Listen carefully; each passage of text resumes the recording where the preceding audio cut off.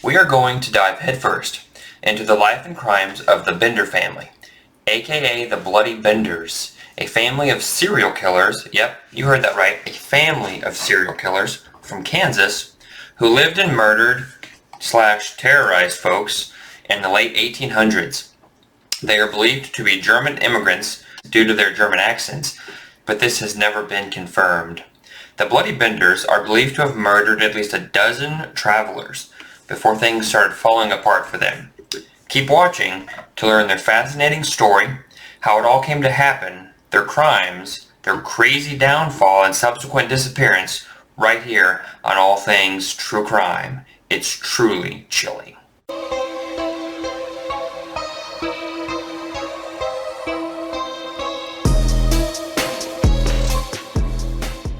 Hi there, my name is Misha. Welcome to All Things True Crime, or welcome back if you are a regular.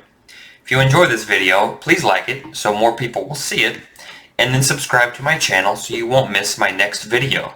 The subscribe button is right below the video, and then if you ding the bell, you will get notified the next time I upload. That's All Things True Crime. Let's get to it. The Bender family of 1870. Not long after the Civil War, the United States forces the Osage Indians off of their land, moving them southwest from Labette County, Kansas to what becomes Oklahoma, essentially turning the county into a homesteading settlement. Mostly folks who settle here are honest, hardworking, kind men and women, families, trying to create a living for themselves amid the windy, drought-filled plains. The struggle is real, though, and on top of all of the difficulties of starting a new life, far from home and in this area, is the fierce fighting with the soil to produce crops and vegetation. People are constantly worried and stressed, and so occupied with survival that they begin to just accept all newcomers to the area as they see them. A what you see is what you get situation. They don't have the time to get to know folks amid all of the turmoil of the settlement. It's fall 1870, and before the harsh winter sets in, 5 families make their way to Labette County, just northeast of what one day becomes Cherryville. These families consider themselves to be what's called spiritualists. These spiritualists are members of a cult, following the beliefs that people can communicate with the dead. It is a large movement gaining traction in the early 1800s, brought to life by many factors, one large one being the tensions of the looming Civil War. They are a relatively unknown group of folks to the Old West, and as such their presence in the area is no cause for concern or alarm. One of these 5 families is, you guessed it, the Bloody Benders. So it's October 1870, and before the harsh winter sets in, 2 German immigrants, John and John Jr., we're going to call him Paul, and John Bender, make their way to southeastern Kansas, right off the Osage Trail, which leads them from around Fort Scott to Cherryville and on to Independence, Missouri. Now it's believed that they chose this place strategically, as it was outside the range of local law enforcement. Their nearest neighbor was nearly a mile away, it was on the Osage Trail, and it was very near Indian country, aka Oklahoma. They claim their 160 acres against the Homestead Act, which allows any U.S. citizen over the age of 21 to move onto a piece of land, improve it, and then own it after 5 years. With their newly acquired parcel of land, they make their settlement building a 1-room cabin about 100 yards off the Osage Trail, so right there. The cabin measures about 16 by 24 feet with a 9-foot ceiling. Underneath the cabin, they end up digging a 7-foot square cellar with a large sandstone slab for a floor and a trapdoor that leads from the cellar up to the 1-room cabin. Then they divide the room in half with the wagon canvas. So now with 2 rooms, they decide to turn the back half into their living quarters, while the front becomes their general store and the Bender Inn, where people traveling along the trail can stop in for refreshments and a little shut-eye, or a lot of shut-eye if they aren't so lucky, right? Yeesh. So they also dig a well and they build a stable. The cellar is presumed to be for cold storage and as a shelter from tornadoes. Sounds reasonable. Perhaps the Benders have other plans. By early spring 1871, Pa and John have Ma and Katie Bender join them. Both ladies call themselves Kate. Ma and Pa are probably in their late 60s, maybe early 70s, while John and Katie are early to mid 20s. Now, Ma and Pa Bender are nothing to look at. Not sure about John Jr., but word is Katie is eyes out, tongue roll, very pretty, and always flirtatious. It isn't long after the women arrive that the Benders begin cultivating an orchard, selling groceries, and opening the Bender Inn. Yikes, for business. It's rather obvious to anyone with eyes that Ma and Pa seem like they don't like anyone, or humans in general. So, a couple of misanthropic folks, while John and Katie seem quite the opposite. They attend church and Sunday school, and Katie works part-time at the new Cherryvale Hotel, while also claiming to be a healer of sorts. The Kansas prairie is just an empty expanse at this point, right? And so towns are few and far between. Communication between these towns basically doesn't exist, and folks of course don't carry ID cards. Now, all of that sounds great, all's fine and dandy, till people start vanishing. And mostly these are people that are just passing through, that nobody in the area would really miss. Easy for the town to write off these types of disappearances, especially in the late 1800s on the Kansas prairie. By spring of 1871, Labette County is seeing lots of travelers and lots of disappearances. Now, who in town, if anyone, is almost guaranteed to get eyes on nearly every visitor? Yeah, the folks that own the general store, where travelers would stop off for supplies before continuing on their journey, and the folks that run the local hotel for said travelers to catch a few winks before moving on. Oh yeah, wait, in both instances, that would be the Bender family. May 1871, the body of a man named Jones is found in Drum Creek, his head bashed in and his throat sliced. The only suspect is the man who owns the land the body was found on. No one's ever arrested, charged, or convicted. One lady decides to pay Katie to heal her. Remember, she's claiming to be a healer, right? So this lady pays Katie in the form of an expensive side saddle. Katie is unable to heal her though, of course, right, since she's full of malarkey, and the lady demands her side saddle back. The story goes that the Benders refuse to refund her, then they proceed to threaten her before finally chasing her out of town. While stories like this begin circulating, no one believes them because Katie goes to church, attends Sunday school, and appears to be an otherwise God-fearing young woman. In February 1872, Labette County experiences a blizzard the likes of which they haven't seen before. When the snow finally melts, the residents find the bodies of two men who, just like Jones back in May of 1871, their heads have been bashed in and their throats slit. The town has no suspects at first, but about a year later folks start talking, and a neighbor of the Benders claims to remember seeing Pa driving the men's wagon at the time of the snowstorm. Nothing happens though, as these suspicions aren't enough for an arrest. Several months later, in the fall of 1872, a man by the name of Johnny Boyle, a bachelor, treks the Osage Trail by foot. He begins his journey at Osage Mission with the intention of purchasing a plot of land. He brings with him about $1,900, which is equivalent to just under $45,000 today. Yeah, that's a lot of money. Okay, so who walks around with $45,000 in cash on them? Not me. I would never. Who would? And if for some insane reason I found myself in that position, I would have, an attaché case handcuffed to me with 4 armed guards, right, surrounding me or something ridiculous. I would never do that. That's insane. Anyway, unsurprisingly, he makes it to Labette County and is never seen or heard from again. He never returns home, never buys the land, just poof, disappears. Now, it's still fall 1872. A 29-year-old Civil War veteran, Henry Mackenzie, walks from Indiana to Kansas. That sounds terrible. He's dressed all fancy-like, but only had 40 cents on him. Not quite $10 by today's standards. He is another victim of the Bloody Benders. Although they walked away with his fancy clothes and shoes, they were likely disappointed he didn't have more cash on him, as fancy as he looked and all. Next victim, a man by the name of Ben Brown. Probably another disappointment to the Benders, but not as bad as Henry, as Ben had $36 on him, or about $850, today's equivalent. And he had a pair of expensive horses. This next guy may be their greatest haul of all. William McCrawdy departs from Osage Mission with $2,600 in his pocket. My guess is he's also planning on buying land, just like Johnny Boyle was. So the $2,600 is equivalent to $61,000 and some change by today's standard.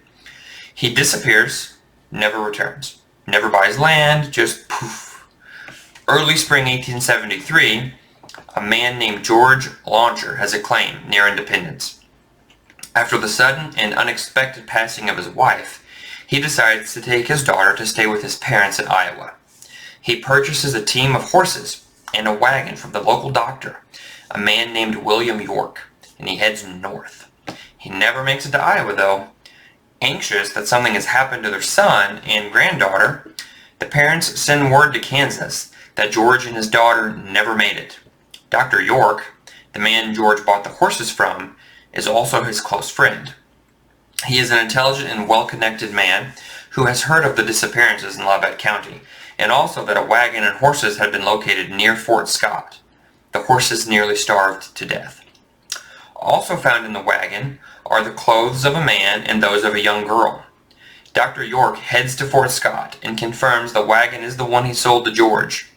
On Friday, March 28, 1873, the Lawrence, Kansas Tribune reports, quote, Dr. York returned to Fort Scott, attended to his business, and on Sunday left for home. Since that time, nothing has been seen or heard from him, end quote. As a few of the other guys, Dr. York comes to Labette County on an expensive horse and with around $20,000 in today's dollars on him. Dr. York finds the Bender Inn and decides to gather some refreshments and lodge for the night while he investigates his friend's disappearance. He's never seen again.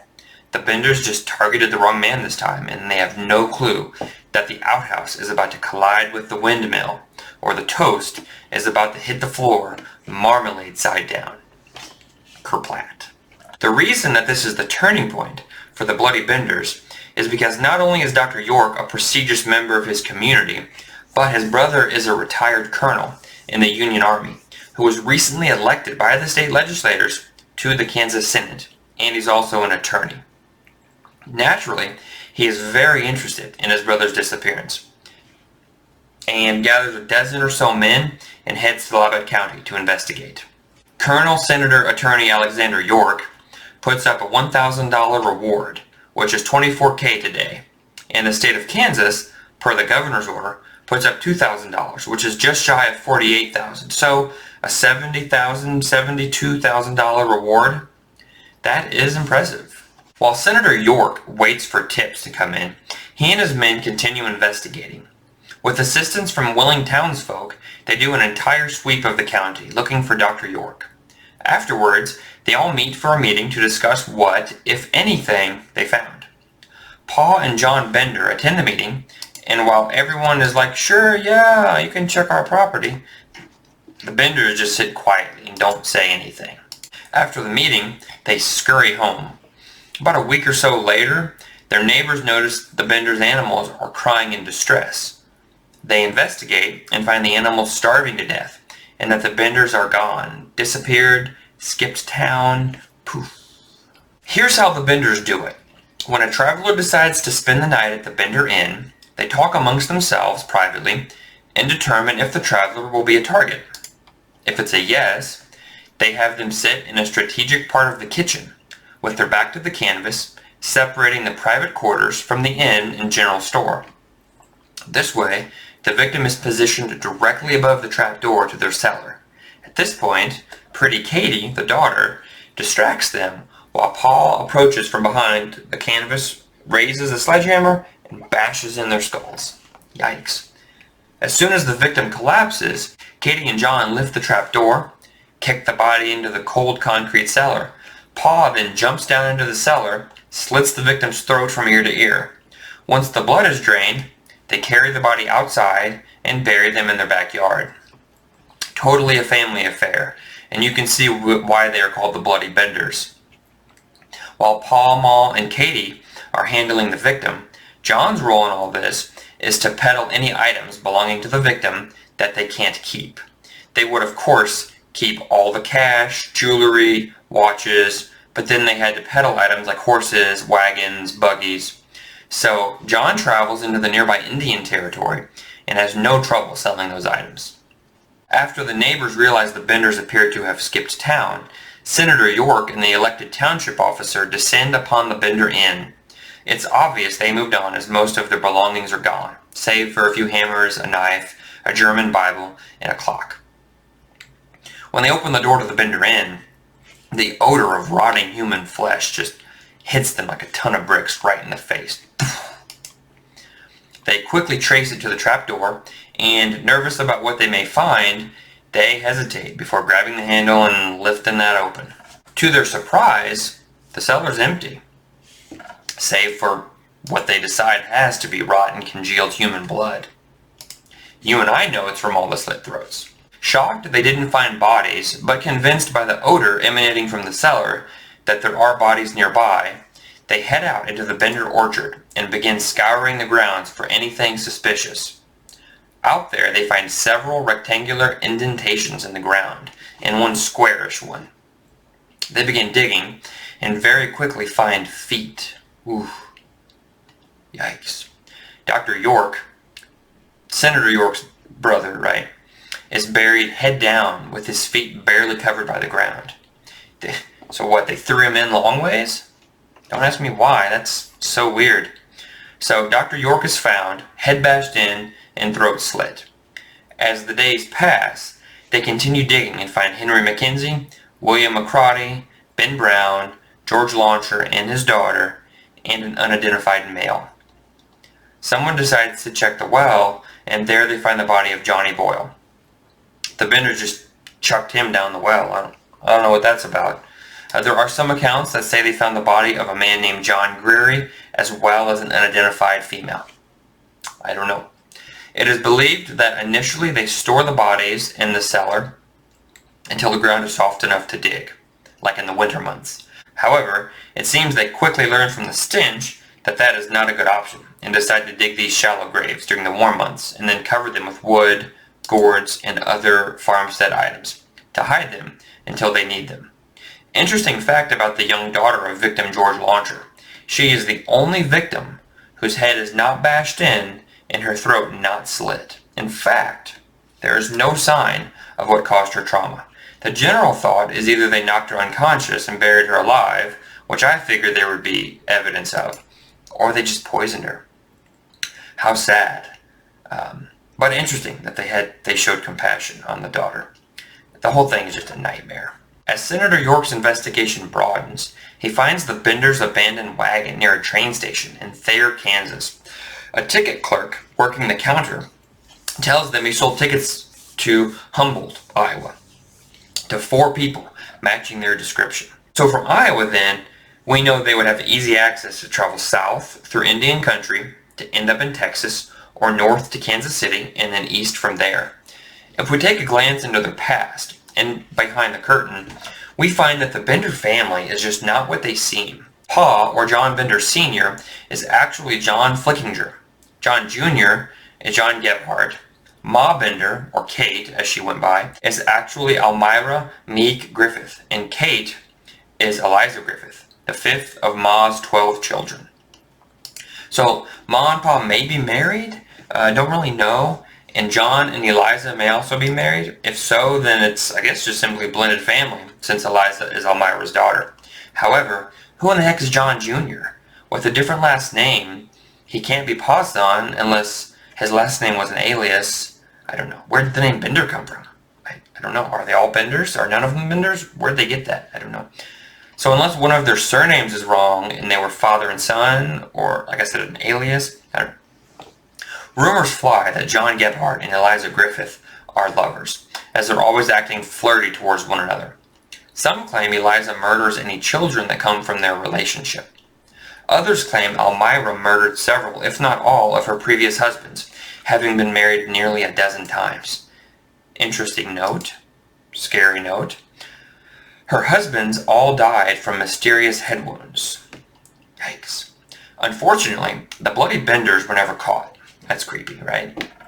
The number of victims they claimed in Kansas was more than 11, but no one truly knows how high it went. How long had they done this? How long had this operation been going for? Did they do this in other cities? Did they murder people individually before they formed their twisted, sick little family? After they left Labette County, it is thought that they split up. It is believed that Ma and Pa went on to St. Louis and maybe on to Michigan from there, and that Eliza and John perhaps fled to Mexico or else the territory west of Texas, known at that time as outlaw territory. Some also believe Eliza went with Ma to Michigan. Some believe Pa committed suicide in Lake Michigan in 1884. I find that unlikely. While several posses claim to have captured, killed, and dumped all four of the Benders, the reward money was never claimed, and no one would do that and not claim $70,000. That's ludicrous. The Bloody Benders, a family of sociopathic serial killers who enjoyed murdering folks and stealing their belongings. Question is, did they really split up permanently, or just long enough for the dust to settle? Did they stop murdering after Labette County, or did they resume their operation elsewhere? Did they murder individually, or recruit new members into their Bender family? It's too many questions for me, too many loose ends. That's why I'm glad this happened a long time ago. Well, that's all for this episode of Serial Killers. If you enjoyed this video, please take a quick second to like it and subscribe to my channel, All Things True Crime. The subscribe button is right below the video, and then ding the bell, that way you won't miss my next video. I upload on Tuesdays. On the next episode of Serial Killers, we are going to dive deep into the life and crimes of John Wayne Gacy, aka the Killer Clown, a prolific American serial killer and sex offender who, during his reign of terror, tortured, raped, and strangled at least 33 young men. He earned the moniker the Killer Clown because he was an amateur clown who performed at charitable events, political fundraisers, and children's hospitals. Claiming to have multiple personality disorder, he blamed the policeman personality that he called Bad Jack for his crimes. This will be a remake. My original video about Gacy has audio quality issues. I assure you, the remake will be worth the watch. So catch his twisted story, troubled upbringing, chaotic descent into madness, his stomach-churning crimes, and eventual downfall and subsequent ending right here on All Things True Crime. It's truly chilling. Until next time, stay safe.